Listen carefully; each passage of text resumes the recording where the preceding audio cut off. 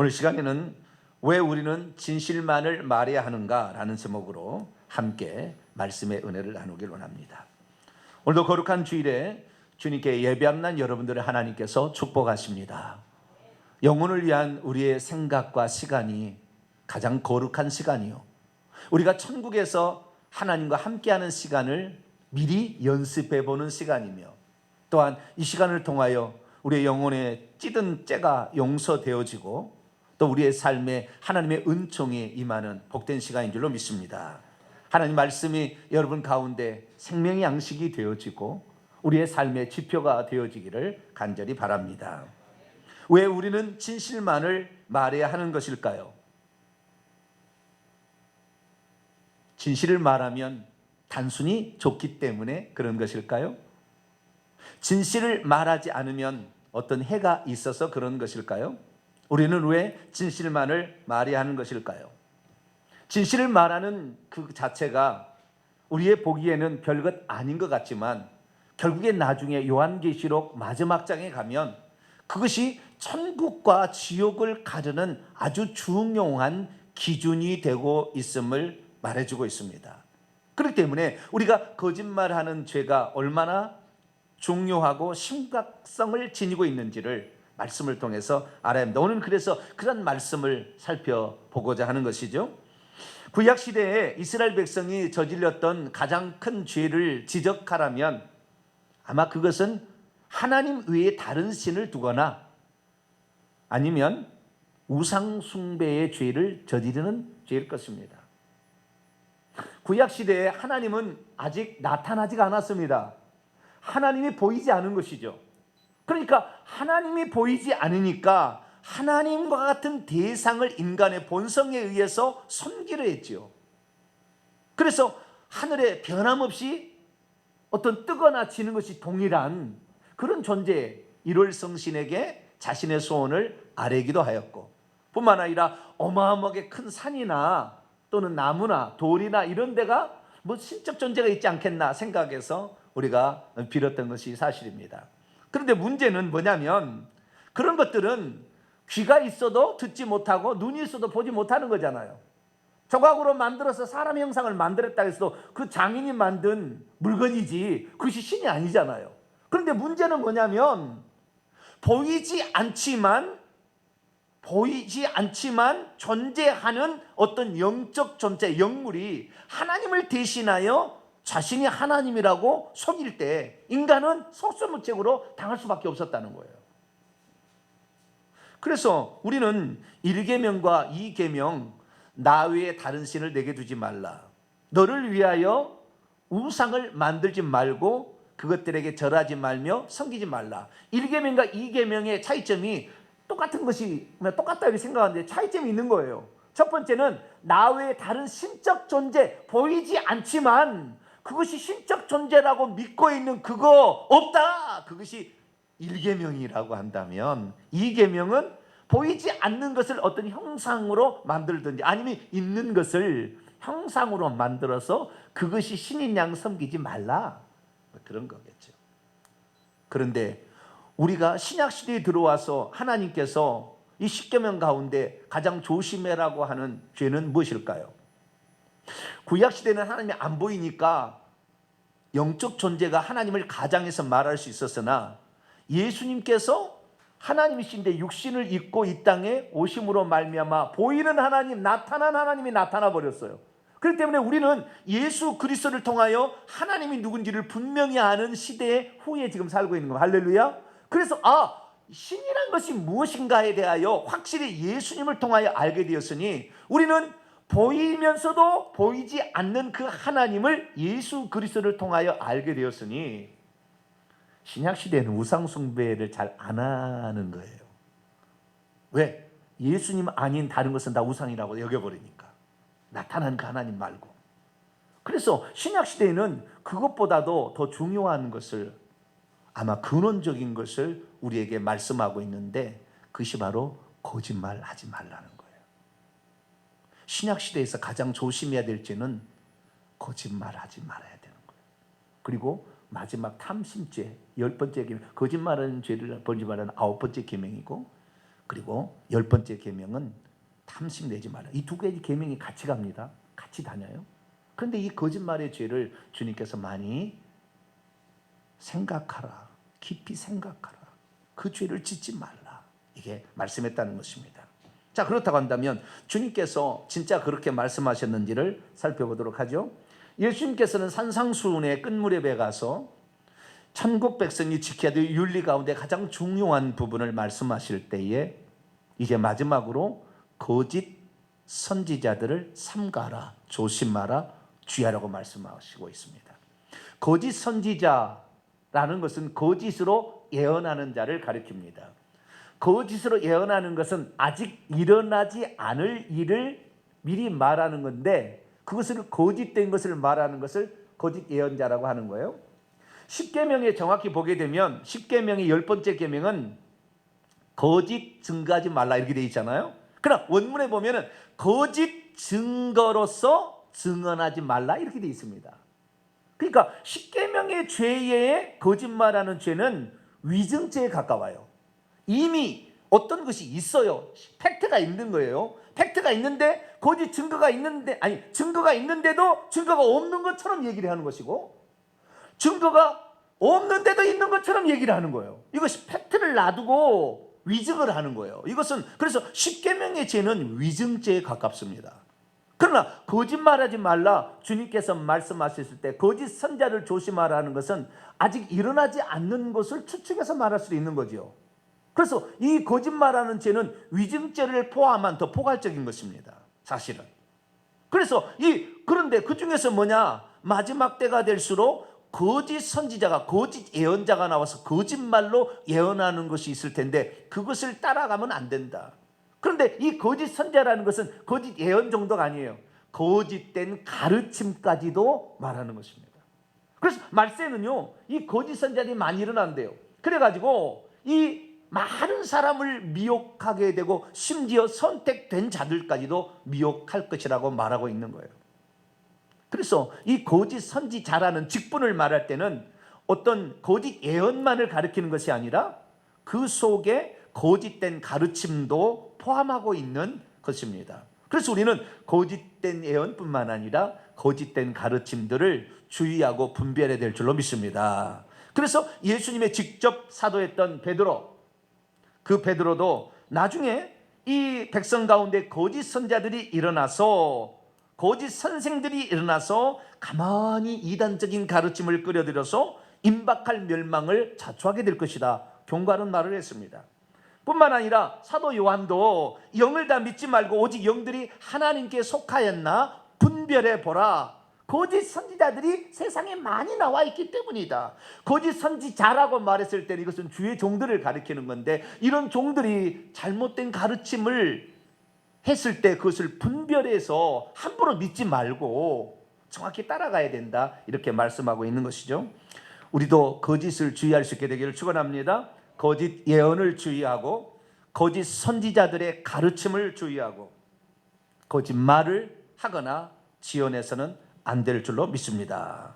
그래서 우리가 이 거짓 것을 따라가지 말아야 되는데, 사도 바울도 이 사도 바울이 떠나게 되면 나중에 장로들만 있는 에베소 교회에 거짓 교사들, 거짓 지도자들이 나와서 그들을 해칠 것을 말씀해 놓았습니다. 사도행전 20장 28절 29절 보면, 여러분은 자기를 위하여, 지금 밀레도에서 에베소 장로들 불러놓고 하는 얘기예요. 온 양떼를 위하여 조심하라. 성령이 그들 가운데 여러분을 감독자로 삼고 하나님이 자기 피로 세운 교회를 보살피게 목양하게 하셨느니라. 내가 떠난 후에 살아온 이리가 여러분에게 들어와서 그 양떼를 아끼지 아니할 것이다. 분별력이 없는 주의 종이 있는 곳에는 그 양떼를 해치는 가르침들이 교회를 장악해서 결국에 어려움을 끼칠 수 있으니 조심하라, 이렇게 말했다는 거예요. 그래서 우리는 기왕 예수 그리스도를 믿었으면 길이요 진리요 생명 되신 예수님의 가르침, 하나님의 말씀만을 내가 믿고 의지하고 따라가리라, 이런 결단을 할 수 있게 되기를 축원합니다. 그러면 그러지 아니하고 우리가 거짓 것을 따라간다든가 그런 것을 왜 하나님이 이렇게 강력하게 경고하고 계시는가? 그리고 그 참담한 결과가 어떤 것인가? 그것을 오늘 말씀을 통하여 다시 한번 재확인할 수 있게 되기를 바랍니다. 오늘 본문 말씀은 하늘로 승천하시어 알파와 오메가가 되신 전능자이신 예수께서 믿는 자들에게 공통적으로 하신 말씀이 거짓말에서는 천국에 못 들어가고 불못에 들어갈 수밖에 없다라고 했다는 말씀입니다. 예수님께서는 어떻게 되어서 거짓말하는 자를 불못에 던져 넣으시겠다고 말씀하고 있는 것일까요? 살인죄와 같은 큰 죄를 저질렀으면 지옥에 던져도 괜찮겠다 생각이 되고요, 간음을 행하여서 한 가정을 파괴했다면 그런 자들을 지옥에 보내는 것도 타당하다 생각할 수 있습니다. 도둑질을 행하여 남의 물건을 함부로 가져오든지 아니면 그러다가 남을 해하는 죄를 지었다면 그 자도 어떤 강력한 처벌을 준다는 것은 맞게 보여집니다. 그런데 예수님께서는 한낱 말로 거짓말하는 것인데 이런 죄를 불못에 던져 넣으시겠다고 경고하시는 것은 좀 지나치다고 생각하지 않을까요? 만약 오늘 우리가 예수 믿는 우리들에게 누군가가 당신은 거짓말을 했으니 예수님을 믿는다 할지라도 당신 지옥 갑니다 라고 말한다면 어떻게 반응하시겠습니까? 오늘 본 말씀은 AD 95에서 96년경 밤모습 있는 사도 요한에게 천국의 보좌에 앉아 계신 예수님께서 들려주신 말씀의 마지막 결어입니다. 요한계시록 21장과 22장은 마지막 결어, 맺은 말로 주신 말이에요. 그런데 이 맺은 말로 주신 이 말씀이 무슨 말씀이었느냐 이거예요. 오늘 다시 한번 그 맺은 말의 핵심만 내가 세 가지를 골라봤는데 그것이 바로 오늘 8절, 21장 8절, 27절, 22장 15절입니다. 그러나 두려워하는, 여기 믿는 자들이 한 얘기입니다. 요한계시록 20장에 불못에 들을 때는 다 들어갔어요. 믿는 자들을 위한 천국입니다. 지금부터는. 그러나 비겁한 자들과 믿지 못하는 자들, 천국과 지옥을 예수 믿어도 믿지 못하는 자들이 있습니다. 믿지 못하는 자들, 간증한 자들, 살인자들, 음행하는 자는 원문에 보니까 간음자들이에요. 간음자들과 점술가들과 우상 숭배자들과 거짓말하는 모든 자들, 거짓말하는 모든 자, 원문을 보면 거짓말쟁이에요. 모든 거짓말쟁이, 모든 거짓말장이는 불과 유황으로 타는 못에 던져지리니 이것이 둘째 사망이라, 이렇게 결어에 말씀하고 있는 거예요. 27절에도 무엇이든지 속된 것이나 가정한 일 또는 거짓말하는 자는 결코 그 성 안으로 들어가지 못하리라. 오직 어린 양의 생명책에 기록된 자만 들어간다, 이렇게 기록되어 있어요. 뿐만 아니라 22장 15절에는 개들과 점술가들과 음행하는 자들과 살인자들과 우상숭배자들과 및 거짓말을 좋아한다는 것은 필레오예요. 사랑한다는 거예요. 거짓말을 늘 사랑해. 그 다음에 지어내는 자는 만든다는 거예요. 포이에어라는 것이 메이크입니다. 만들어낸다. 러브하고 만들어내는 거예요. 메이크하는 거죠. 이런 자들은 어떻게 되느냐? 성 밖에 있어요. 성이라는 말이 없습니다. 그런데 성이라는 말을 번역자가 이렇게 넣어놔 버렸어요. 근데 성이라는 말이 원래 없습니다. 외부에 있다 그래요. 하나님의 나라 밖에 있다 그 말이에요.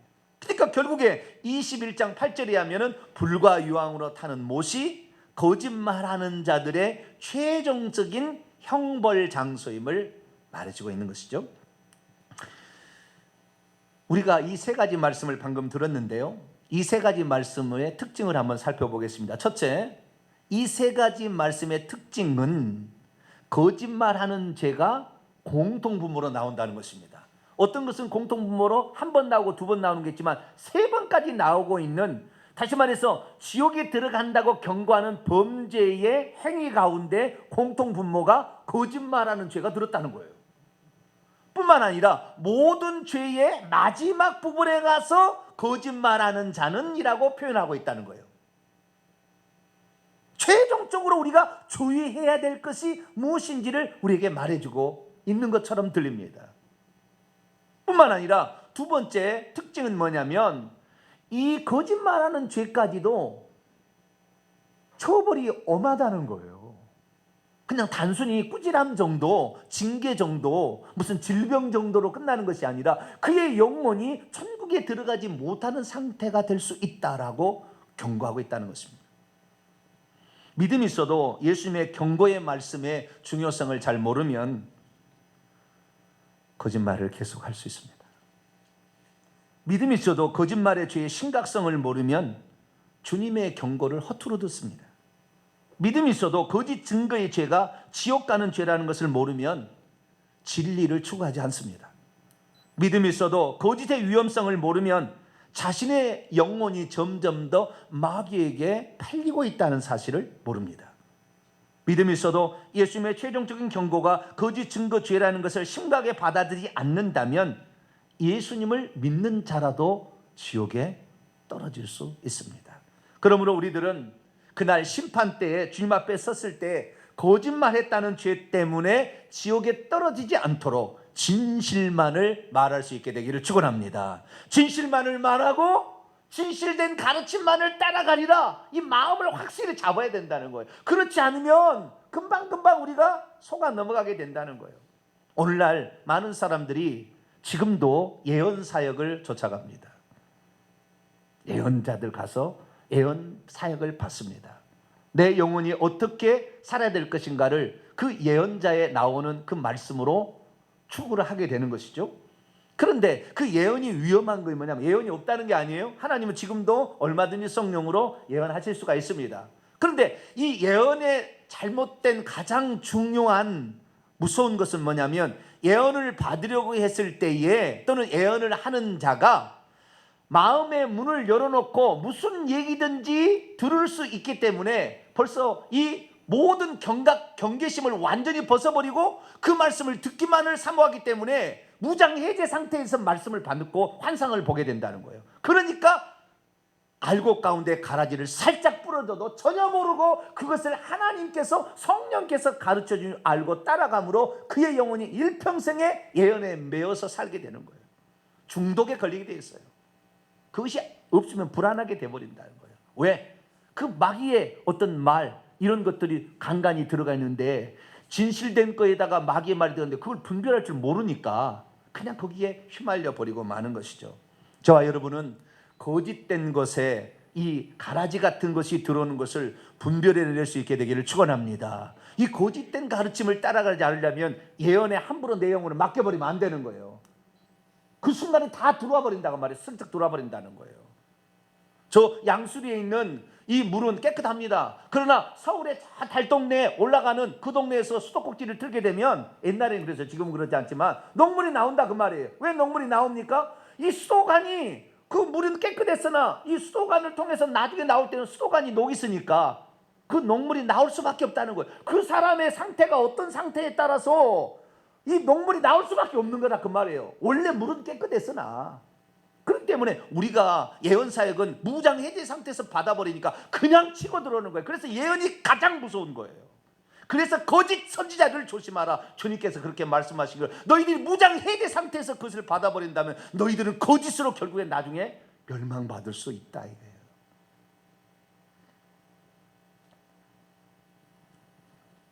그래서 주님께서는 우리에게 거짓된 말 이런 것에 대하여 아주 심각하게 경고하시는 것이죠. 그러면 주님께서 이런 말을 왜 이렇게 강조해서 말씀하고 있는 것일까요? 성경을 통틀어 보니까요. 이유가 있어요. 이유가. 자, 성경 예수님 말씀을 들어보도록 하겠습니다. 요한복음 8장 44절에서 45절 말씀을 같이 한번 읽어볼까요? 시작. 너희는 너희 아비 마귀에게서 났으니 너희의 아비의 욕심대로 너희도 행하고자 하느니라. 그는 처음부터 살인한 자요 진리가 그 속에 없으므로 진리에 서지 못하고 거짓을 말할 때마다 제 것으로 말하느니 이는 그가 거짓말장이요 거짓의 아비가 되었음이라. 내가 진리를 말함으로 너희가 나를 믿지 아니하는도다. 거짓을 말할 때마다 제 것으로 말한다. 원문은 거짓을 발언하고 있을 때는 언제나 자기 자신에게 속한 것으로 말한다. 마귀 자체가 거짓으로 점철된 거짓의 아비요 거짓의 사람이니 거짓말쟁이다 라고 주님 말씀하고 있어요. 그러니까 우리가 거짓말을 하게 되는 것은 마귀의 편에 속하기 위한 몸부림이라 그 말이에요. 마귀가 거짓말장이니까. 그래서 주님께서 우리에게 거짓말을 하지 말라, 거짓 예언을 하지 말라, 거짓된 가르침을 따라가지 말라 하는 것은 너가 만약에 그것을 좋아하고 그것을 지어내거나 그것을 따라가게 된다고 한다면 너는 마귀에게 속할 것이고 마귀가 받는 지옥 형벌을 너도 받게 될 것이다. 그 말입니다. 우리는 무엇이든지 처음에 시작을 어떻게 하느냐가 중요해요.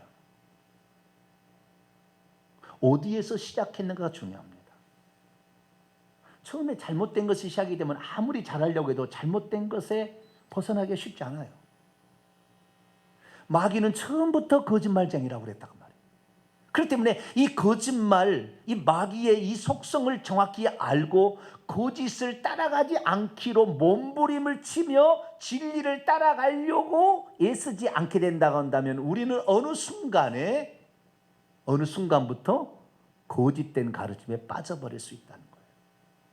자, 그러면 마귀는 어떻게 해서 거짓말을 한 거고 거짓된 삶을 산 것일까요? 이사야 선지자는 BC 700년경의 선지자인데 바벨론 왕을 빗대어서 마귀가 타락했던 과정을 이사야 14장에 기록해 놓고 있고, 에스겔 선지자는 포로기 때의 선지자인데 그도 사탄 마귀의 타락의 과정을 두로 왕에 빗대어서 설명해 주고 있는데, 두로 왕에게 말했던 그 예언이 정확히 사탄 마귀가 했던 과정을 설명해 주고 있어요. 그래서 그가 왜 거짓말장이가 되었고 거짓의 아비가 되었는지를 설명해 주고 있습니다. 자, 에스겔서 28장 15절 16절을 보면은요, 내가 창조되던 날부터 내 모든 길에 완전하더니 마침내 내게서 불의가 드러났도다. 내 무역 거래가 많음으로 내 가운데 강포가 가득하여 내가 범죄하였도다. 너 지키는, 덮는, 차단하는 그룹아, 그러므로 내가 너를 더럽게 여겨 하나님의 산에서 쫓아버릴 것이고 불타는 돌들 사이에서 멸할 것이다. 여기에 사탄 마귀가 창조되었던 당시의 상황을 우리에게 말해주고 있는데요, 그는 대단한 존재였습니다. 대단한 존재였어요. 그는 얼마나 대단한 존재였냐면 그 스스로가 스스로 타락할 만큼 자기 자신이 너무 뛰어난 존재인 것에서 스스로 속아버릴 만큼 그는 완전한 존재였는데, 그에게는 두 가지가 주어졌어요. 하나는 다른 천사들이 갖지 않는 어떤 지위가, 놀라운 지위가 하나 주어졌고요, 그 다음에 완전한 지혜가 주어졌어요. 그러니까 지혜는 하나님 다음으로 최고로 지혜로운 거예요. 너는 뱀처럼 지혜롭고 비둘기처럼 순결하라. 그랬을 때 그 뱀이라는 것이 사탄 마귀, 그 뱀이 지혜롭게 자기가 그 지혜를 사용한 것처럼 너희들도 지혜롭게 행동하라, 예수님 그런 거잖아요. 그래서 이 뱀이 가지고 있는, 옛뱀이라고 칭해지는 창세기 3장에 나오는 그 뱀 속에 사탄 마귀가 들어가서 역사한 거 아닙니까? 그래서 그 사탄 마귀가 가지고 있는 두 가지 속성이 천국에서 너 지키는 그룹아, 그룹 천사의 하나, 하나님의 거룩을 드러내서, 그룹이란 말은 덮다라는 말이거든요. 지킨다는 말은 덮다라는 말이에요. 덮는다는 말인데 이 덮는다는 것은 다른 데로부터 지키고 보호한다는 뜻입니다. 아시겠죠? 그래서 하나님의 거룩성을 가장 잘 지키고 차단해야 될 위치에 직분을 가지고 있는 자가 루시퍼, 이 사단 마귀였고, 뿐만 아니라 그는 하나님의 지혜가 하나님 다음을 갖는 완전한 지혜를 가지고 있었다고 합니다. 근데 그것 때문에 타락하게 됩니다. 왜 타락하게 되느냐? 에스겔서 28장 17절 보면 네가 아름다움으로 마음이 높아졌으며 너의 광채로 인하여 내 지혜를 더럽혔으며 너를 땅에 던져 왕들 앞에 두어 그들의 구경거리가 되게 하였도다. 내가 죄악이 많고 무역이 불의함으로 내 모든 성조를 더럽혔으며 하면서 내가 너를 심판하겠다, 하나님 말씀하고 있어요. 여기 보니까요, 얼마나 그가 아름답게 지어졌는지 몰라요. 그는 완전한 도장이었고요, 지혜가 충족해서 온전히 아름다웠습니다. 그는 하나님의 동산이라는 동산 에덴에 있어서 각종 보석으로 단장했다고 우리 성경은 되어 있는데, 원문에 보니까 각종 보석이 너의 덮개였다. 여기 하나님께서 귀하게 12가지 보석 가운데 9가지 보석이 동일하게 일치합니다. 하나님이 가지고 있는 거 3개 빼고 다 준 거예요. 그러니까 그의 어떤 아름다움이, 그가 지나갈 때마다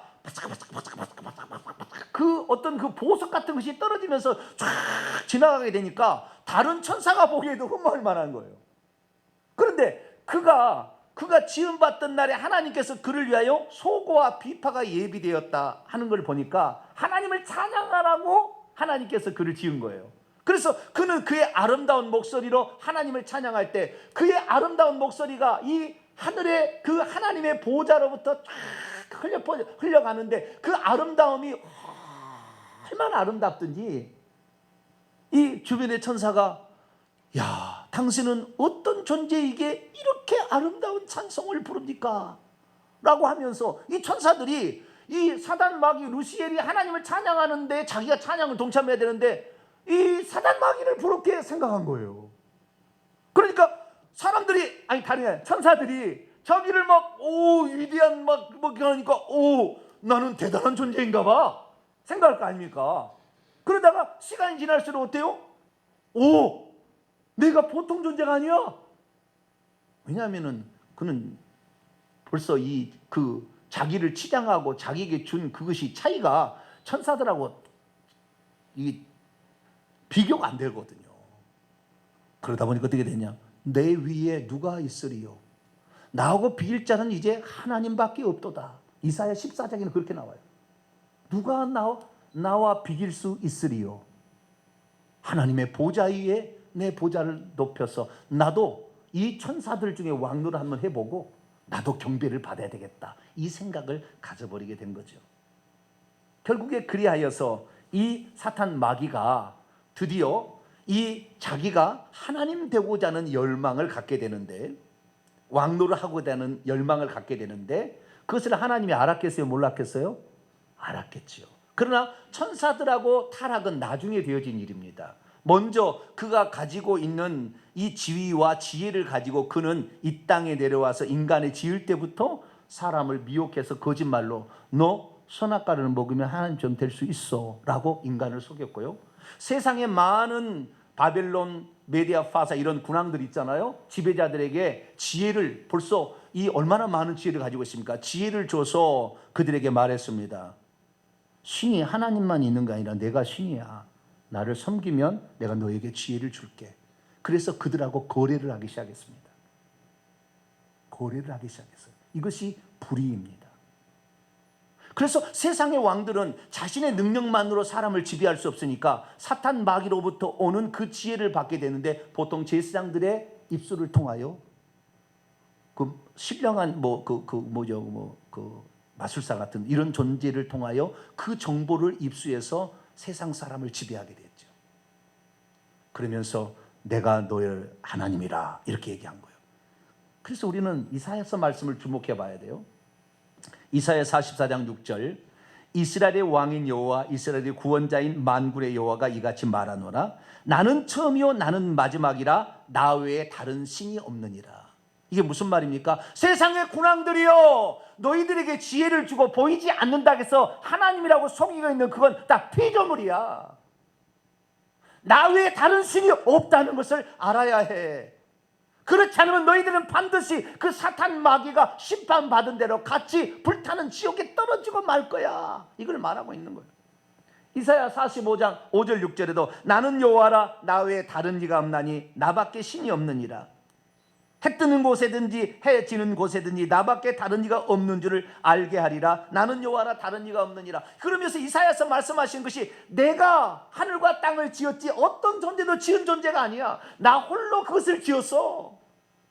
사단 마귀가 너에게 지혜를 주는 것 같지만 그들은 창조할 수 있는 창조주가 아니야. 나만 그것을 창조할 수 있는 창조주인데 나 외에 신이 없어. 그건 알아야 돼.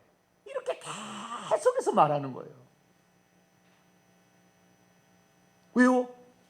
하나님은 보이지 않으니까 하나님 다음에 지혜를 가지고 사람을 속이는 거죠. 거래를 한 거예요. 하나님이 알고 있었어요. 그래서 너 뭐하러 내려갔니? 아무것도 아닌데요. 너 뭐 누구 만나고 왔어? 안 만나고 왔는데. 하나님께 거짓말하기 시작한 거예요. 왜? 지가 하나님 돼서 왕노를 해보려고. 그러다가 나중에 어떻게 된 줄 아십니까? 자기를 흠모하는 천사들에게 야, 너 하나님을 섬겨서 쫄병으로 살래? 나를 섬겨서 지휘관으로 살래? 그래서 하늘의 천사를 3분의 1을 자기 편으로 만들었어요. 그래서 하나님께 대적하는데, 하나님이 계신 곳은, 천국은 예루살렘 성이 중심 본부고요. 거기에 보좌에 하나님이 앉아 계시고요. 그 옆에 하나님의 산이 있어요. 그 하나님의 산에서 마귀가 자기를 따르는 3분의 1 천사와 하나님을 대적해서 하나님께서 미가엘과 그의 천사장을 시켜가지고 그를 쫓아버리는 거예요. 이것이 예수님 탄생 직전에 일어난 사건입니다. 우리는 여기에서 놀라운 사실을 하나 발견하게 되는데요. 거짓말하는 자를 하나님께서 어떻게 처벌하시는 것인가에 관한 거예요. 율법에 사람이 거짓말하게 되면 어떻게 처벌하는 것인가에 관한 말씀이 기록되어 있습니다. 그것이 신명기 19장 16절부터 19절까지 나오는데요. 만일 위증하는 자가 있어 어떤 사람이 악을 행하였다고 말하면 재판장은 자세히 조사하여 그 증인이 거짓 증거하여 그 형제를 거짓으로 모함한 것이 판명되면 그가 그의 형제에게 행하려고 꾀한 그대로 그에게 행하여 너희 중에서 악을 제하라. 다시 말해서 내가 거짓말을 통해서 그를 해하려고 했던 그대로 다시 도로 갚아주겠다라는 것이 거짓말 죄에 대한 처벌입니다. 이 천국에서 하나님의 산에 불타는 돌들 가운데 왕래했다는 것이, 불타는 돌들 가운데 왕래했기 때문에 하나님께서 불타는 돌들 가운데 영원히 있으라고 불타는 지옥을 만든 거예요. 하늘에 있을 때 하나님 몰래 왕노를 하려고, 인간과 천사들의 왕노를 하려고 했기 때문에 하나님께서 하늘에서 쫓아서 저 음부 지옥에서 인간을 지배하고 천사를 지배하고 살라라고 사탄의 왕국을 지옥에 만들어준 겁니다. 그러나 하나님이 안 계시는 그곳은 가장 불행하고 가장 서럽고 가장 슬픈 것이고 가장 외로운 것이에요. 하나님이 없는 그곳이야말로 아무리 많은 것을 누려도 행복하지 못하고 어둡고 침침하다는 것을 사탄 마귀는 알아요. 그래서 지금도 사탄 마귀는 어떠냐? 내가 천국에 그래도 하나님을 섬기고 있었을 때가 좋았는데 내가 하나님 노릇을 하다가 이곳에 쫓겨나서 다시는 그 영광스러운 하나님 보좌 곁에서 하나님을 찬양하지 못하는 것이 마음 아프다. 마음 아프다. 그렇게 속으로 생각하고 있습니다. 그러나 자기 일을 따라온 천사들 앞에 그것을 차마 얘기할 수 없으니까 강력하게 그들을 훈계하고 찌려서 가서 예수 믿는 사람이라 할지라도 너희들이 미혹해서 끌고 와라. 내가 너에게 높은 지위를 주리라. 그렇게 하면서 사탄 마귀는 지금도 왕을 하고 있는 거예요. 우리가 거짓말을 말해야 되는 것은 거짓말을 해서 결국에 자기 왕노를 하려고 했었고 불타는 돌들 가운데 있는 그가 결국에 지옥에서 왕노하고 불타는 거 영원히 있게 한 것처럼 우리들도 거짓말을 했을 때는 거짓말을 했던 장본인, 거짓말의 원흉이었던 사탄 마귀가 받는 그 처벌을 동일하게 받기 때문에 주님께서는 거짓말을 하지 말라 이렇게 말씀을 하신 거예요. 왜? 사탄 마귀의 그 시작이 자기를 속이는 거짓에서 시작되었기 때문에 그렇게 말씀하고 있는 것입니다. 사랑하는 성도 여러분, 거짓말을 하지 말게 되기를 바랍니다. 거짓을 말하게 된다면 우리는 거짓말을 한 대로 나중에 도로받게 되는 것입니다. 구약에 보니까요, 이세벨 선지자가 있었어요. 자기의 남편 아합 왕이 있는데요, 아합 왕이 자기 왕궁 곁에 포도원이 있는데 나불밭을 삼고 싶은 거예요. 그런데 거기는 이스라엘의 나봇이라는 사람의 소유였습니다. 조상 대대로 왔기 때문에 땅을 팔 수 없었어요. 그래서 팔 수 없다고 하는데 그것 때문에 근심해서 밥도 안 먹고 있는 거예요. 이세벨이 왜 그러느냐? 아니 나봇이 포도원을 안 팔아가지고 근심이 된다. 가만 있으십시오. 제가 처리해 드리겠습니다. 그리고는 이세벨이 나가가지고 이스라엘 장로와 귀족들에게 편지를 씁니다. 저 나봇이 높은 자리에 앉힌 다음에 저 나봇이 하나님과 왕을 저주했다고 거짓말하는 자를 세워서 그를 모함해서 죽이라고 그랬어요. 이스라엘의 장로와 귀족들은 불량자 두 사람을 세워서 그를 높인 다음에 그 나봇을 하나님과 왕을 저주했다고 해서 저것은 참남죄다 그래가지고 죽이라 해서 돌로 때려서 죽입니다. 그러자 개들이 와서 그 찢어진 살들을 뜯어먹습니다. 그러자 하나님께서 엘리야 선지자를 보내요. 이세벨에게. 뭐라고 얘기했느냐? 너가 죽였느냐? 너가 죽인 그대로 너도 받게 하리니 너의 시체를 개가 뜯어먹게 하리라. 아니나 다를까 나중에 그 아합 왕도 다 죽고 이세벨이 왕궁에 높이 있었는데 내시가 던지게 합니다. 예후 그 군대 장군이 떨어뜨리게 해가지고 박살내서 두개골가 어디가 떨어져 나갔다는 거예요. 이렇게 개들이 와서 그 시체를 뜯어먹었습니다. 거짓말을 위증을 시키고 거짓말을 하게 되면 그 죄값을 본인이 그대로 밟게 한다고 하나님이 약속하셨는데 이것이 어디서 왔느냐? 마귀로부터 왔다 그거예요. 마귀로부터 이미 그런 심판과 그런 저주가 있었던 것이죠. 그렇기 때문에 주님께서 우리에게 보다 더 근본적으로 말하는 것은 마귀 우상숭배 신 이거 위에 이놈이 거짓말한 것 때문에 이런 게 생기는 거 아닙니까? 그래서 10계명의 1계명 2계명보다 보다 더 근본적인 것은 우리가 거짓을 주의하고 진리만을 말하리라라고 우리가 결단할 때에 우리가 하나님께 속한 사람이 되는 것이고, 만약에 우리가 거짓을 용납하고 거짓을 따라가고 거짓말을 지어낸다면 우리는 마귀에 속한 사람이 되어서 마귀에 받는 그 처벌 가운데 영원히 하나님과 분리되어서 슬피 울며 이를 가는 상태에 있기 때문에 거짓말하지 말라 그랬다고요. 우리 교회의 특징은 뭐냐면 거짓말을 안 하려고 하는 거예요.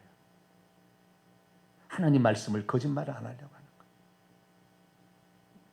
근데 이 땅에 사는 사람치고 거짓말 않고 살 사람이 어디 있어요? 때로는 어쩔 수 없이 거짓말을 하기도 합니다. 그랬다 할지라도 우리는 회개한다면 모든 죄가 용서받을 줄로 믿습니다. 여러분, 하나님 앞에 솔직해져야 되는 것입니다. 진실한다는 것을 또 뒤집어 놓고 얘기하면 죄를 지어놓고도 죄를 안 지은 것처럼 교회에서 예배드리지 말라 그 말이에요. 그럼 마귀에게 속할 수밖에 없다 그 말이에요. 우리가 죄를 지었으면 주님 내가 죄를 지었습니다라고 고백했을 때 주님께서는 그 죄를 용서해 주신다고 약속해 놓았다 그 말이에요. 그렇기 때문에 우리가 지옥 가는 것은 거짓말해서 지옥 가는 것이 아니라 거짓말했던 것을 고백하지 않으므로 하나님 앞에 솔직하지 않아서 그 진실되게 얘기하지 않아서 결국에 지옥 가는 게 아닙니까? 그렇기 때문에 우리가 하나님 앞에 말씀을 들을 때는 진실만을 들으리라, 진실된 가르침만을 따라가리라, 그것도 있어야 되지만 우리가 하나님 앞에 나올 때는 주여 내가 잘못했습니다 고백할 수 있게 되길 바랍니다. 진실되게 솔직하게 얘기할 때 하나님은 그 죄를 다 용서해 줄 수가 있는 거예요. 마귀는 한 번 이 타락이면 영원한 타락에서 다시 돌아갈 수 없죠. 우리 인간은 육체가 있기 때문에 봐주는 거 아닙니까? 육체가 있을 동안에 회개할 수 있는 기회가 있는 거 아닙니까? 그래서 우리가 일평생에 진실만을 말하리라, 진실된 가르침만을 따라가리라, 그렇게 가면서 뿐만 아니라 나 자신에 대해서는 주님 솔직해지겠습니다. 제가 그래서요, 만약에 우리 교회는요 회개치 않으면 오래 못 가요. 오래 못 다닙니다. 회개해야 되는 거예요. 그래야 우리 주님께 속한 사람이 되기 때문에 저와 여러분 주님 오실 때까지 진실된 하나님 말씀을 선포하는 강당이 되기 위해서 기도해 주시고, 또한 그 진실만을 따라가리라 결단하고 간다면 하나님께서는 우리의 진리의 나라, 아버지의 말씀은 진리라, 내가 곧 길이요 진리요 생명이니 아버지께로 올 자는 진리를 따르라 했으니 이 진리가 너희를 자유케 하려 했으니 진리만을 따라가려고 몸부림치는 저와 여러분 되시기를 간절히 바랍니다. 거룩하신 하나님, 왜 하나님께서